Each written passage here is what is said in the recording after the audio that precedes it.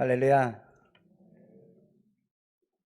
이번에 한국에 들어와서 아내와 우리가 몇 년 한국을 떠난 지 선교지에 간지 몇 년 됐을까라는 이야기를 했을 때 벌써 14년이 됐더라고요. 저희 가정이 한국을 떠나서 멕시코 땅에 거하고 멕시칸들과 지내면서 함께 말씀을 나누고 교회를 세운 지가 14년이 되었습니다. 저희는 이제 저희가 있는 지역과 저희가 하는 사역 가운데는 한국 사람이 한 명도 있지가 않습니다.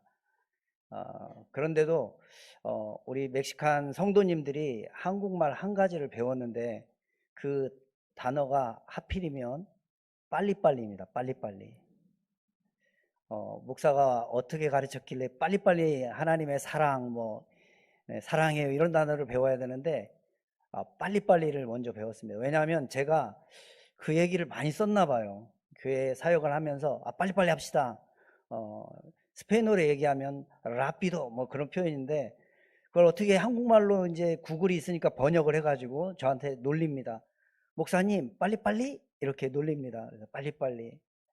왜냐하면 멕시코 사람들이 가장 많이 쓰는 단어 중에 한 단어가 뽀꼬아 뽀꼬라는 단어입니다. 뽀꼬아 뽀꼬. 무슨 뜻이냐면 천천히 합시다. 네, 천천히 합시다. 뭐가 급합니까? 천천히 합시다.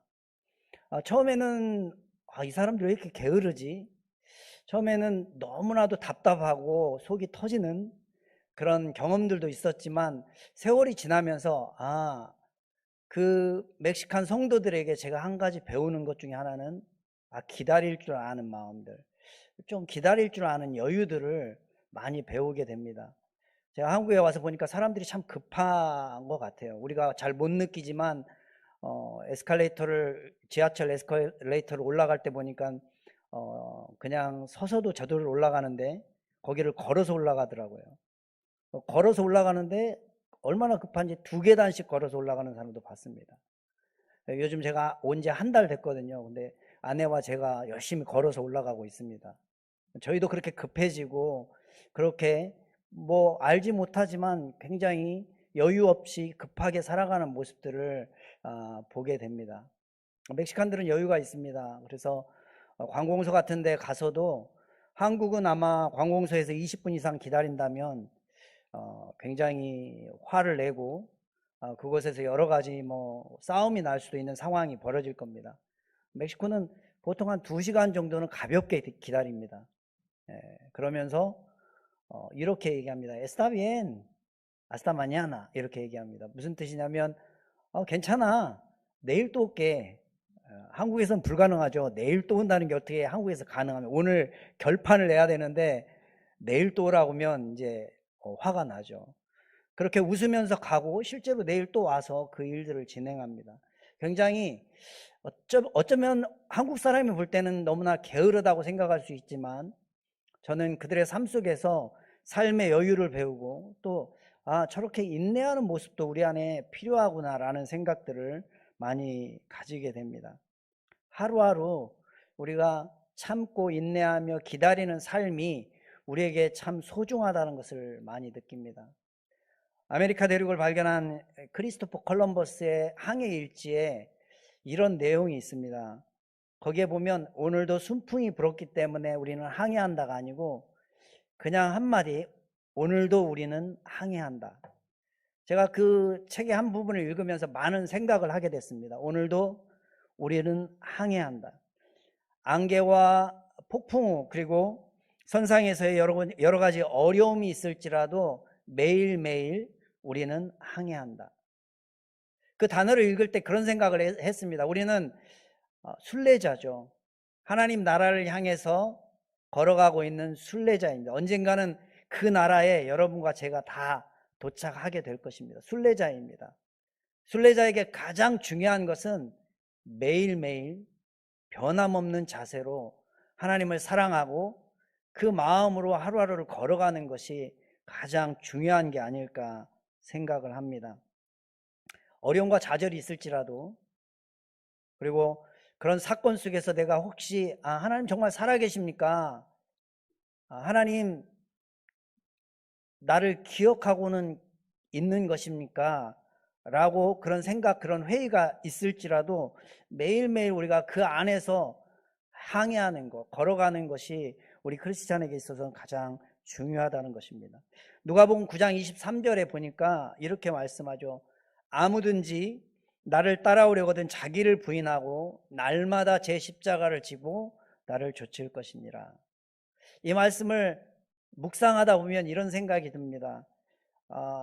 나를 따라오려거든 자기 십자가를 지라고 하는데 이 과정이 얼마나 어려운지 모릅니다. 자기 십자가를 지는 것, 그리고 쫓아가는 것, 나를 부인하는 것 또한 쉽지 않습니다. 그런데 제가 이 말씀을 보면서 가장 힘든 것, 저에게도 가장 힘든 것이 무엇이냐면 날마다라는 단어입니다. 날마다. 우리가 한 번 정도는 나를 부인할 수 있고, 우리가 한 번 정도는 나의 십자가를 딱 지고 내가 한 번 정도는 뭐 희생할 수 있어 라고 이야기할 수 있지만, 성경에 보니까 날마다, 이 단어가 성경을 묵상하면서 저에게 얼마나 무겁게 다가왔던지 모릅니다. 날마다 쫓아가는 것, 기쁠 때나 슬플 때나 곤고할 때나 건강할 때나 쉴만한 푸른 초장에 거할 때나 음침한 사망의 골짜기를 다닐 때에도 변함없이 주님을 신뢰하고 인내하면서 주님을 쫓아가는 그 삶을 하나님께서 우리에게 원하신다는 것을 기억하시길 바랍니다. 제가 한국에 오면서 무슨 말씀을 나누면 참 좋을까, 여러 가지 말씀들이 있지만 제가 멕시코에 사역을 하면서 느꼈던 것 중에 하나가 이 부분입니다. 날마다 인내하면서 하나님 앞에 한 걸음씩 걸어가는 것이 얼마나 중요한지를 선교지에서 참 많이 깨닫게 됩니다. 그렇게 걸어가다 보니 하나님께서 많은 것들을 하셨다는 것을 이제 고백하게 됩니다. 그래서 우리가 날마다 하나님을 신뢰하고 변함없이 하나님을 향해서 걸어가는 삶, 이 사람을 뭐라고 얘기하냐면 성숙한 사람이라고 말합니다. 성숙한 사람. 교회 안에도 성숙한 사람과 좀 성숙되지 못한 사람들이 있습니다.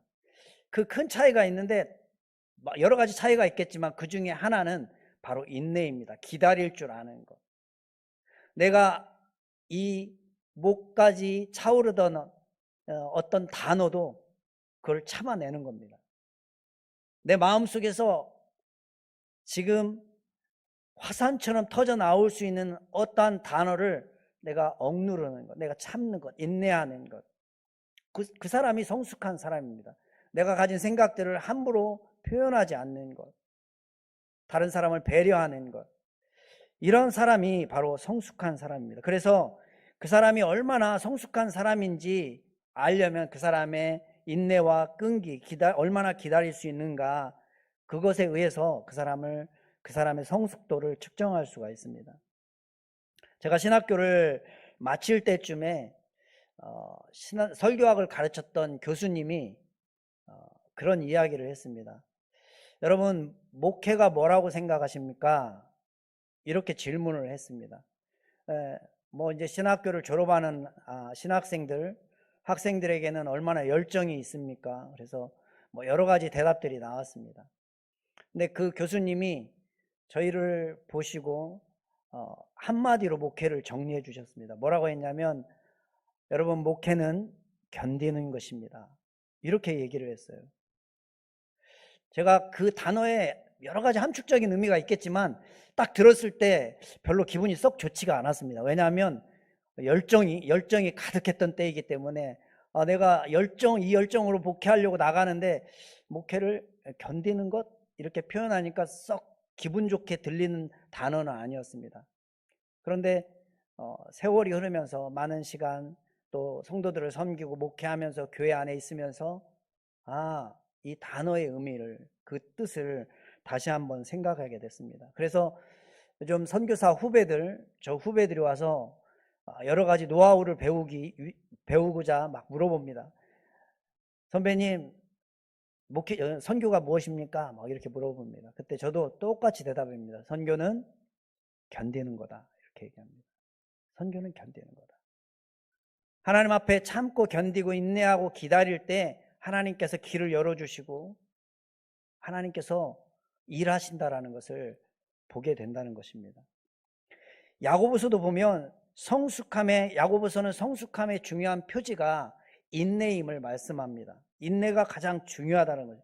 미숙함 때문에 생기는 것이 우리 안에 보면 분노와 또 싸움과 시기와 질투, 그리고 일시적인 쾌락과 잘못된 언어의 뿌리가 바로 인내하지 못하는 데서 나타납니다.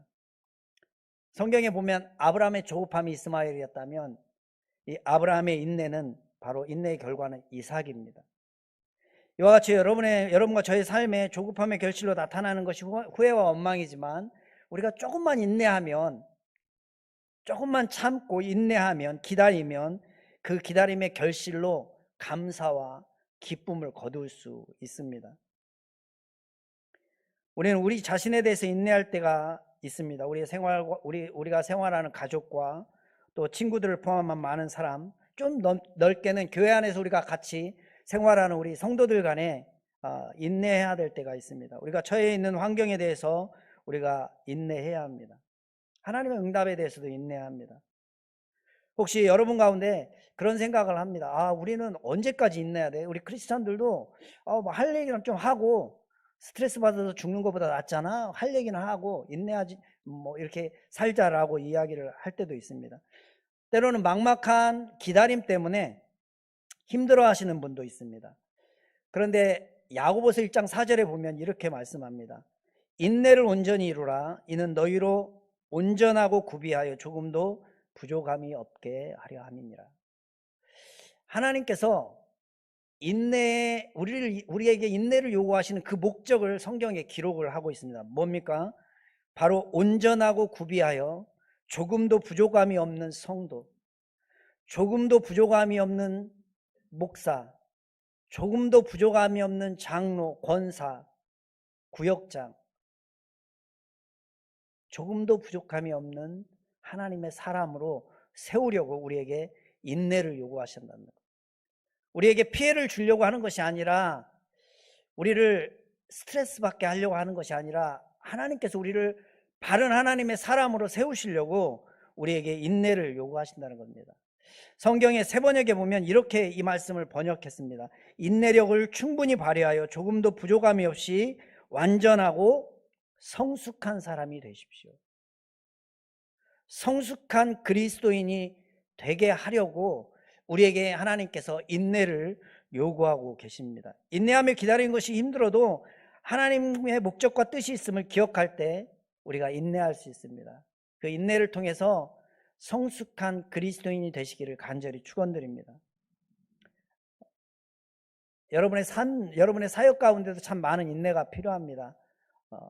선교 현장은 정말 더 많은 인내가 필요합니다. 왜냐하면 문화가 다르고 또 언어가 다르고 생각의 차이가 참으로 많이 다릅니다. 그래서 조그마한 것부터 큰 것까지 너무 많은 다른 것들이 많이 있기 때문에 우리가 인내하지 않으면 그곳에서 사역하기가 참 어렵습니다. 제가 지난번에 와서도 저희 사역을 소개했지만, 이제 저희가 코로나를 지나면서 다시 한번 우리의 사역들을 일으키려고 노력을 하고 있습니다. 잠시 저희가 사역하는 것을 소개해드리면, 현재 저희가 세 번째 교회까지 개척을 해서 이제 사역을 진행을 하고 있습니다. 제가 사진을 준비를 했는데, 첫 번째 교회가 에르모소 파라이소 교회라고, 첫 번째 교회는 300명 정도 모임을 가지면서 저희가 현지인에게 그 교회를 그대로 넘겨줬습니다. 그래서 이제 현지 목사님이 이 교회를 지금 이끌어 나가고 있습니다. 저희는 함께 모여서 같이 기도하고 또 필요한 부분이 있으면 함께 협력해 주고 있습니다. 두 번째 교회를 개척하고 그 두 번째 교회도 어느 정도 성장됐을 때 이제 두 번째 교회도 현지인에게 저희가 넘겨주었습니다. 그리고 이제 세 번째 교회를 개척해서 지금 진행을 하고 있습니다. 왜냐하면 두 번째 교회가 너무 가난한 지역에 있기 때문에 자립이 어렵습니다. 첫 번째 교회는 자립을 했는데 두 번째 교회는 자립을 할 수가 없습니다. 그래서 저희 생각에 언제까지 다른 사람의 도움을 받을 수 없기 때문에, 다른 나라의 도움을 받을 수 없기 때문에 저희가 현지 시내에 세 번째 교회를 시내에 개척을 했습니다. 그래서 지금 현재 코로나 때 어려움을 많이 겪었지만 현재 한 80명 정도 이제 모여서 예배를 드리고 있습니다. 조금씩 교회가 성장을 하고 있고, 이 교회가 잘 성장하면 아마 미자립 교회들을 도울 수 있는 교회로 성장할 거라고 기대하면서 지금 목회를 하고 있습니다. 저희가 이 자리에 있는 이 순간에도 그곳에서 이제 저희 아직 뭐 장로님이나 이렇게 세우지는 못했지만 교회 리더들이 말씀을 전하고 있고, 교회 리더들이 또 성경 공부를 진행하고 있고, 교회 리더들이 또 교회를 잘 돌보고 있습니다. 두 번째로는 저희가 교회 안에서 여러 가지 사역들을 하고 있습니다. 뭐 제자 훈련도 하고, 제가 또 한국 목사이기 때문에, 한국에서 온 목사이기 때문에 제자 훈련과 또 성경 공부와 여러 가지, 또 구역 예배와, 그리고 또 여러 가지 우리가 가지고 있는, 요즘은 한국 사람들을 참 좋아합니다. 한국 컨텐츠가 여러분들 잘 알다시피 세계적으로 뻗어가고 있는데, 저희 시골까지도 오징어 게임이 들어와서 저희가 덕을 보고 있습니다. 그래서 한국 목사가 있다는 소식을 듣고, 그래서 청년들이 요즘 많이 와서 몰려와서 예배를 드리고 있습니다. 그래서 사진에 보면 청년들이 굉장히 많이 불어나고 있습니다. 청년들이 저희 교회에 와서 이제 자기들이 드라마를 통해서 한국을 접했기 때문에 한국 사람들이 굉장히 잘생긴 줄 압니다. 왔다가 굉장히 실망하죠. 막 키도 크고 막 잘생기고, 왜냐하면 TV에 그런 사람만 나오니까. 그래서 제가 자세하게 얘기해 줬습니다. 한국에 가면 내가 그래도 기준이 조금 높은 사람이다, 이렇게 설명을 해 줬습니다. 나 정도면 좀 잘생긴 축에 든다, 이렇게 설명을 해 줬는데 뭐 믿지는 않는 것 같습니다. 청년들이 많이 이제 모여서 우리가 그 청년들을 통해서 이제 다음 세대를 이어가기 위해서 지금 청년부 전도를 많이 하고 있습니다. 이런 사역들을 진행하고 있고요.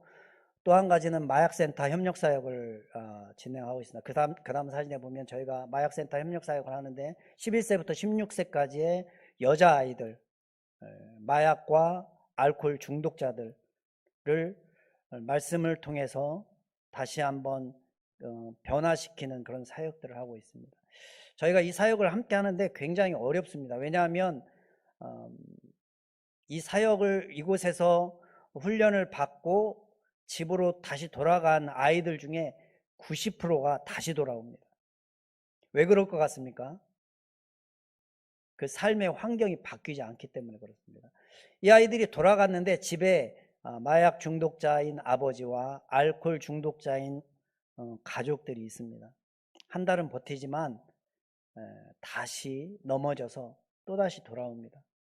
그래서 다시 안 돌아오는 퍼센테이지는 한 10%밖에 되지 않습니다. 그래서 그 부분을 위해서 굉장히 많이 저희가 기도하면서 말씀을 함께 나누고 있습니다. 그리고 스포츠 사역을 저희가 같이 축구를 통해서 길거리에 배회하는 아이들에게 또 말씀을 가르치면서 또 축구를 통해서 그들이 꿈을 갖도록 그런 사역들을 진행을 하고 있고요. 팬데믹 이후에 그 다음 뒤에 사진으로 넘어가셔도 괜찮을 것 같습니다. 팬데믹 이후에 저희가 굉장히 어려운 일들 중에 한 가지는 굶는 아이들이 굉장히 많아졌습니다. 한국은 어떻게 보면 참 그래도, 물론 굶는 사람들이 있을 수 있겠지만 그래도 한국은 참 먹을 것이 풍족하다는 것을 제가 들어오면서 참 많이 느낍니다. 코로나를 지나면서 부모가 자녀들을 돌보지 않는 그런 가정들이 많아져서 저희가 이제 굶는 아이들이 너무 많기 때문에 밥을 주는 사역을 시작을 했습니다. 지금은 하나님이 허락하시는 대로 지금은 일주일에 한 번 두 곳에서 아이들에게 밥을 줍니다. 이제 밥을 주다 보니까 어른들도 같이 따라오시는 분들이 있습니다. 왜냐하면 일이 없어서, 그리고 먹을 것이 없어서 오시는 분들도 있습니다. 그분들과 함께 같이 말씀을 나누고, 그리고 교제하고, 그리고 음식을 나눠서 같이 그 사역들을 진행하고 있습니다. 하나님이 허락하신다면 저희 계획은 일주일에 2회, 3회, 4회 이렇게 조금씩 이제 여건이 되는 대로 늘려 가려고 기도하면서 진행을 하고 있습니다. 마지막으로 지금 계속 또 진행하는 사역 중에 하나는 다음 세대를 이어갈 목회자입니다. 뭐 한국도 이제 신학교에 가려고 하는 청년들이 별로 없다고 합니다. 굉장히 좀 슬픈 일인데 멕시코도 마찬가지로 신학생들을 잘 키우는 것이 참 중요합니다. 왜냐하면 제대로 되지 않은 잘못된 복음도 함께 들어와 있기 때문에 그렇습니다. 여러분 뭐 좀 놀랄 일이지만 한국의 유명한 이단들이 멕시코 안에 다 들어와 있습니다. 얼마나 발이 빠른지 모릅니다. 아주 시골까지 다 들어와 있습니다. 그 멕시칸들은 그게 바른 복음인지 아닌지 잘 모릅니다. 그냥 전하면 그것이 성경인 줄 알고 그냥 막 받아들이고 있습니다. 그래서 저희가 신학생들을 키우는데 감사하게 멕시코에 그 미국과 국경을 맞대고 있는 도시에 한국의 온누리교회에서 신학교를 세웠습니다. 아주 신학교를 국가의 정식으로 인정을 받은 신학교로 세워서 교수진도 미국 교수진들로 다 해서 아주 공부를 잘 가르칩니다. 조금 뭐 여러 가지 들어가기가 조건들이 어려운 부분은 있지만 저희가 두 가정이 그 신학교에 들어갔습니다. 이제 제가 이왕이면 좀 제대로 된 신학교로 해서 공부를 하는 걸 원했기 때문에 들어가서 지금 현재 두 가정이 신학을 공부를 하고 있습니다. 여러 가지 뭐 재정적으로 어려움도 있고 힘들지만 하나님께서 그 과정 속에서도 하나님이 이렇게 하니까 또 채우시는구나, 이끄시는구나, 이런 것들을 함께 느끼면서 감사하면서 사역을 하고 있습니다. 오늘 우리가 함께 읽은 이 본문 말씀에도 보니까 야고보는 농부와 선지자 그리고 욥의 예를 들면서 우리가 모든 사역 가운데, 모든 삶 가운데 인내하고 기다림이 필요하다는 것을 말씀을 하고 있습니다. 여러분, 언제 우리가 기다려야 합니까? 첫 번째로는 우리가 환경에 대해서 기다려야 합니다. 환경이 내 마음대로 되지 않을 때 그때는 하나님께서 나에게 인내하라고, 기다리라고 주시는 사인입니다. 우리가 우리의 힘으로 변화시킬 수 있는 것이 있고 우리의 힘으로 변화시킬 수 없는 것이 있습니다. 우리가 할 수 있는 것이 있고 할 수 없는 것이 있음을 인정하는 것이 가장 지혜로운 그런 사람이고 겸손한 사람입니다. 분명히 우리의 힘과 능력으로 어떻게 할 수 없는 환경이 있습니다. 그때는 인내하면서 기다려야 하는 순간입니다. 야고보서 5장 7절 말씀에 보면 이렇게 말씀합니다. 그러므로 형제들아 주의 강림하시기까지 길이 참으라. 보라, 농부가 땅에서 나는 귀한 열매를 바라고 길이 참아 이른 비와 늦은 비를 기다리나니. 농부의 예를 들고 있습니다. 농부에게 필요한 것이 인내라고 말씀하고 있습니다. 여러분, 농부는 씨를 뿌리는 일은 할 수 있습니다. 그리고 다 자라면 거두는 일은 할 수 있습니다. 그런데 그 씨를 자라게 할 수는 없습니다.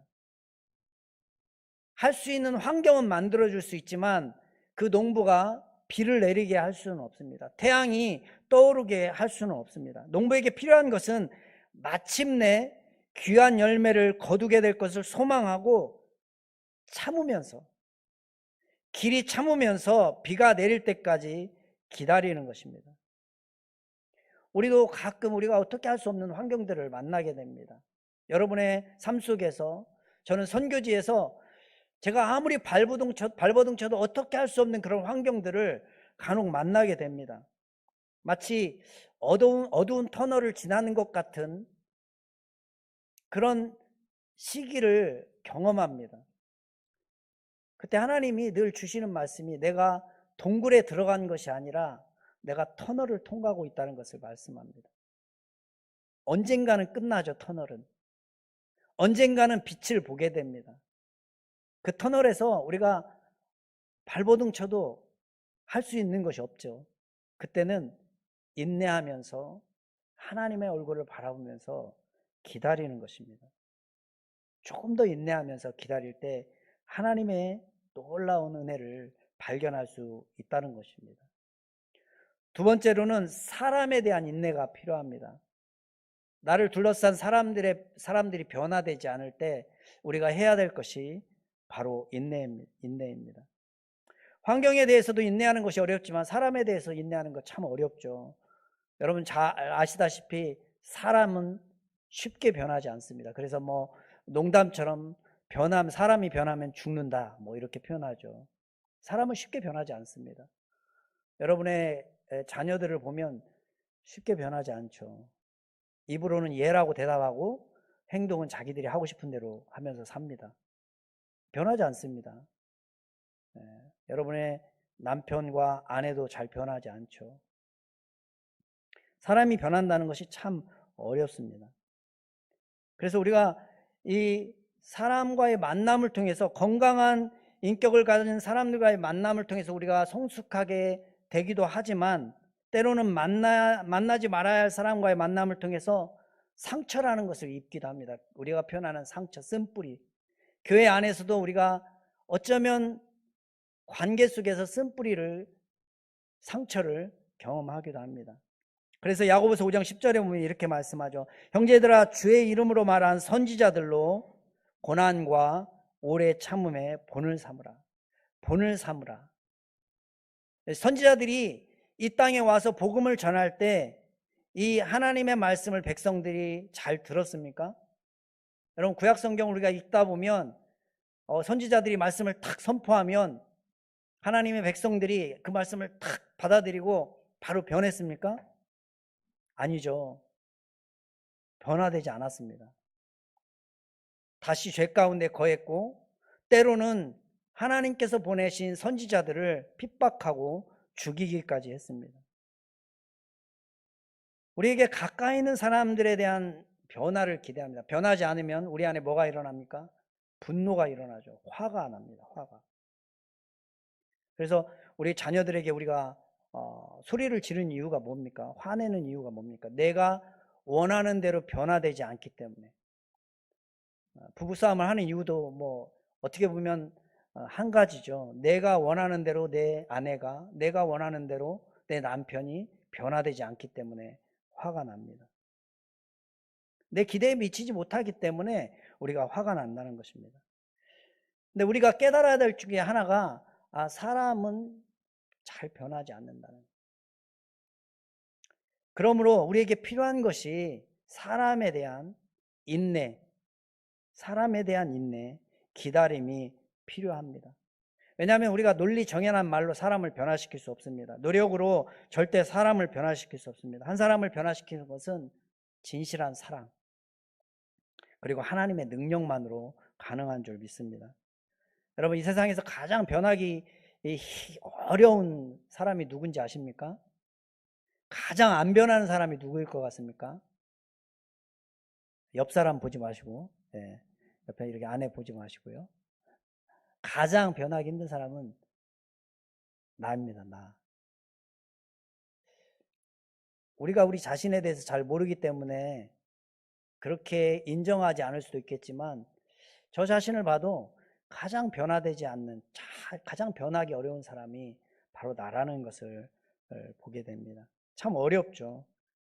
그래서 우리 안에 하나님 앞에서 우리가 인내하며 기다리는 그 삶이, 날마다 인내하는 삶이 우리에게 필요합니다. 세 번째로는 내가 당하고 있는 고난의 이유를 설명할 수 없을 때 인내합니다. 고난은 인생의 신비 중에 하나라고 말합니다. 우리 때때로 이해할 수 없고 설명할 수 없는 고난을 만나게 됩니다. 나는 아무런 잘못을 안 했음에도 불구하고 애매한 핍박을 받을 때가 분명히 있습니다.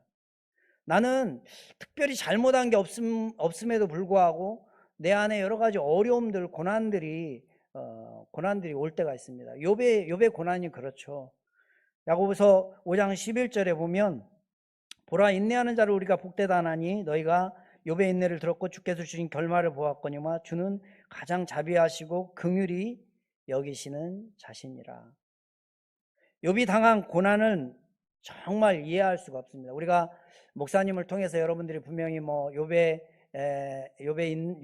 그 시련을 다 배우셨겠지만, 들으셨겠지만, 하루아침에 자녀들을 다 잃고, 하루아침에 자신의 재산을 다 잃고, 하루아침에 자신의 건강이 완전히 만신창이가 됐습니다.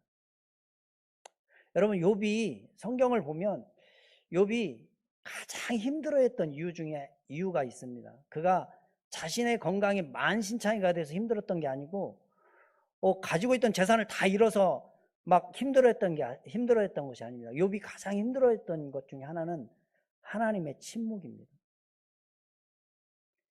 하나님의 침묵, 하나님이 아무 말씀을 안 하시는 것. 다시 말해서 내가 왜 이 고난을 당해야 되는지 그 이유를 알지 못할 때 가장 힘들다는 것입니다. 욥의 고통이 바로 하나님의 침묵이었습니다. 하나님, 왜 나에게 이런 일이 일어납니까? 우리가 한 번 정도는 이런 질문들을 던지게 되죠. 하나님, 제가 그동안 하나님 앞에 이렇게 헌신했는데 왜 저에게 이런 일이, 저의 가정에 이런 일이, 제가 그렇게 새벽에 무릎을 꿇고 기도하고 있는데 왜 우리 자녀들에게 이런 일이 일어납니까? 저를 사랑하십니까? 정말 함께 하시는 것입니까? 이런 질문들이 솟구칠 때가 있습니다. 그때 우리가 해야 될 것이 뭐냐면 욥처럼 인내하는 것입니다. 바로 이 순간이 하나님을 바라며 인내하며 기다리는 때입니다. 하나님의 말씀 안에서 기다리면 인내하는 것입니다.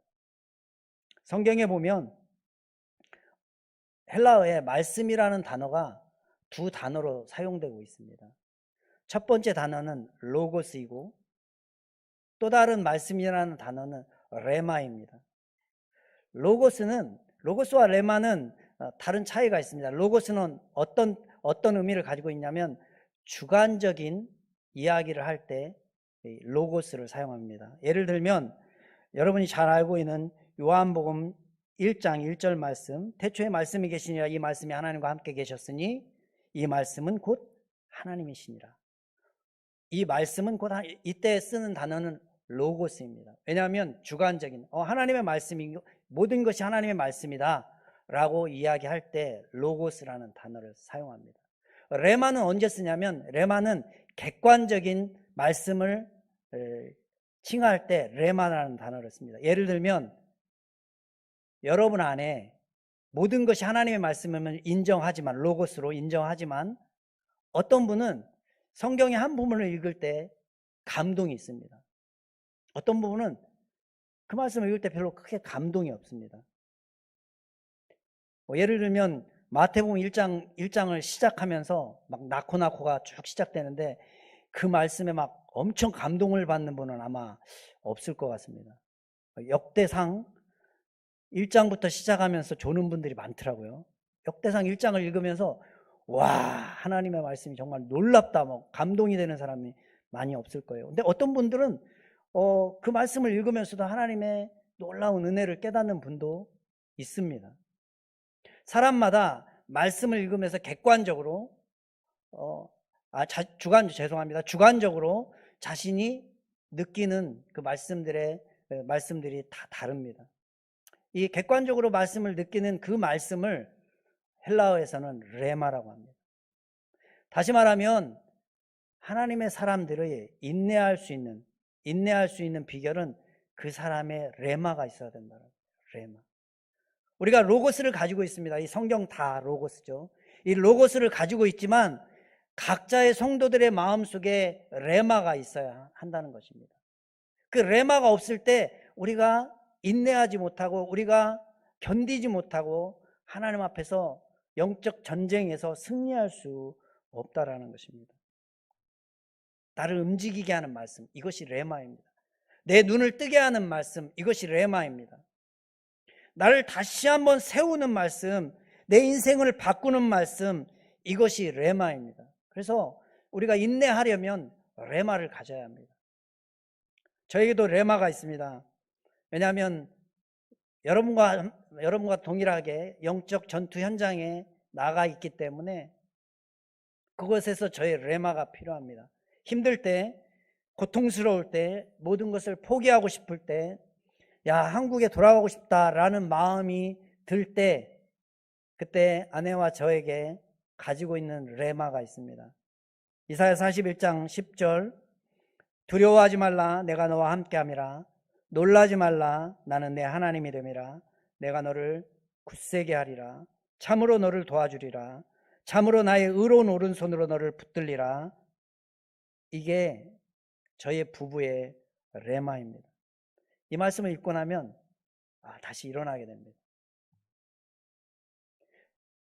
멕시코에서 목회를 하면서 교회 사역을 하고 있기 때문에 때로는 많은 상처를 입기도 합니다. 참 힘듭니다. 어떨 때는 사람과의 관계 속에서 목사이지만 굉장히 어려운 일들을 겪기도 합니다. 그럴 때마다 하나님이 저희 가정, 저 아내와 저에게 주는 또 레마가 있습니다.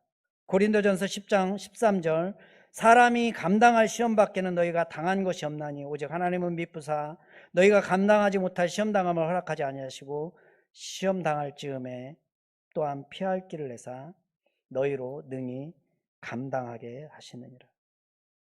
너희로 능히 감당하게 하시느니라. 하나님이 능히 감당할 수 있도록 하신다고 분명하게 선포하고 있습니다. 이 레마의 말씀을 묵상할 때마다 다시 일어나는 겁니다. 하나님 감사합니다. 또 사역을 다시 시작합니다.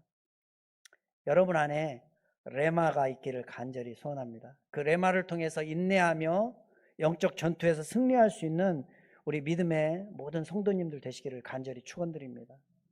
오늘 본문에도 우리가 어떻게 인내할 수 있는지 방법을 잘 말씀해 주고 계십니다.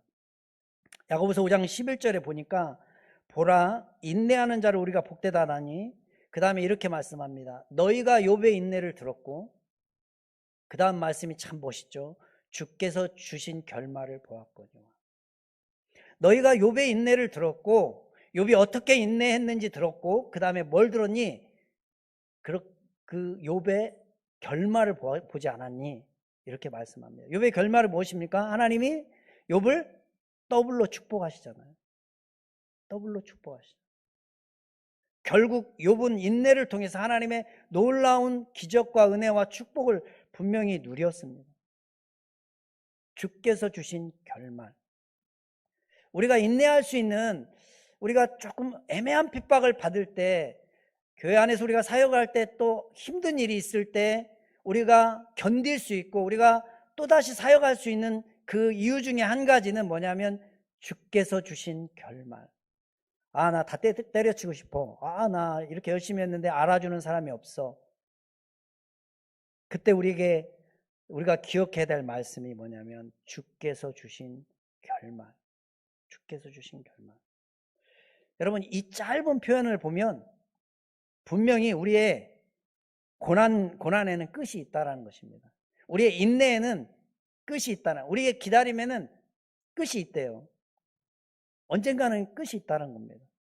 그리고 그 결말을 누가 주시냐면 주께서 주신 결말.